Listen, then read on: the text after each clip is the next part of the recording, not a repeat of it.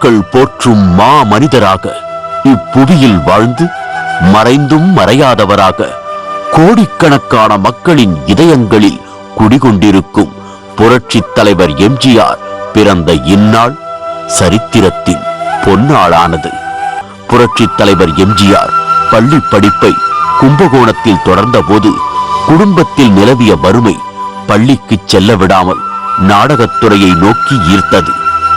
தேசபக்தி நாடகங்களிலும் புராண இதிகாச நாடகங்களிலும் நடித்து தன் திறமையை மெருகேற்றிக் கொண்ட புரட்சித் தலைவர் 1936ஆம் ஆண்டு சதி லீலாவதி திரைப்படம் மூலம் தனது பயணத்தை தொடங்கி பல போராட்டங்களை சந்தித்து 1947இல் வெளிவந்த ராஜகுமாரியின் மூலம் பிரபலமானார். இயற்கையிலேயே இளகிய மனம் கொண்ட புரட்சித் தலைவருக்கு சோதனைகள் பல வடிவில் வந்தன. ஏற்ற இறக்கங்கள் திரைத்துறையில் இருந்த போதும் அவரை நாடி வந்தவருக்கு இல்லையனாது வாரி வழங்கும் வள்ளலாக திகழ்ந்தார். தமிழக நடிகர்களிலேயே முதலாக நடிப்புக்காக தேசிய விருதினை பெற்ற பெருமையை உடையவர் புரட்சித் தலைவர் எம்ஜிஆர்.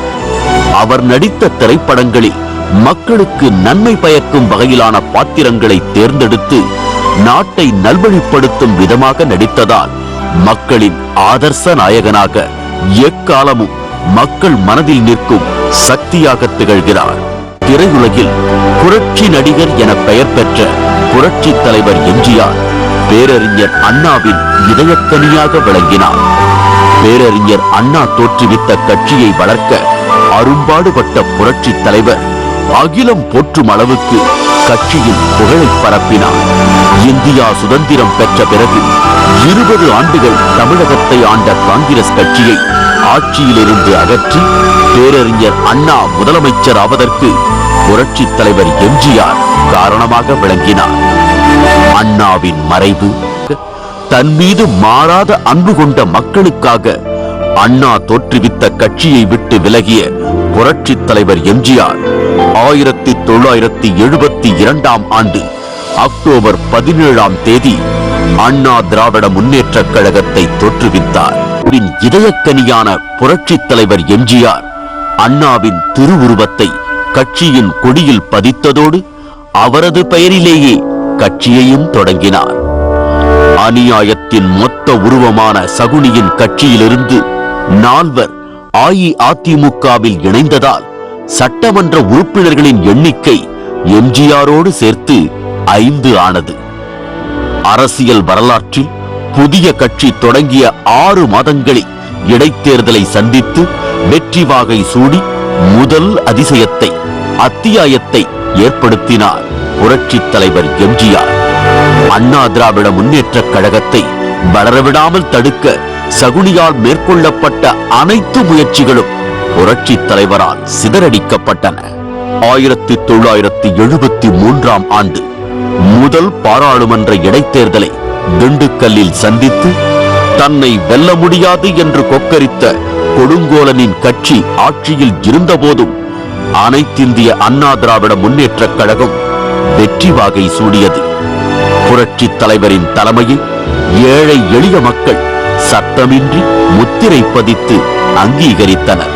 1977ஆம் ஆண்டு தமிழகத்தின் 6வது சட்டப்பேரவைக்காக நடைபெற்ற தேர்தலில் புரட்சித் தலைவர் எம்ஜிஆர் தலைமையிலான அனைத்திந்திய அண்ணா திராவிட முன்னேற்றக் கழக கூட்டணி பிரம்மாண்ட வெற்றியை பெற்றது.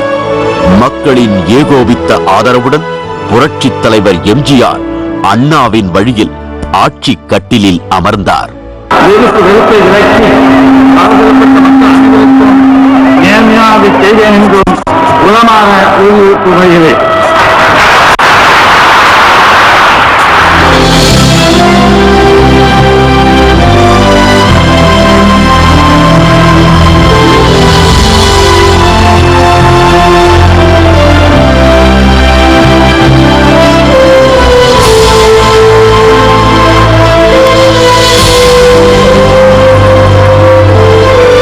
ஏழைகளின் சிரிப்பில் இறைவனை காண்போம் என அண்ணா கூறிய வழியில் குக்கிராமம் முதல் மாநகரம் வரை 1 ரூபாய்க்கு படியரிசி திட்டத்தை அமல்படுத்தினார்.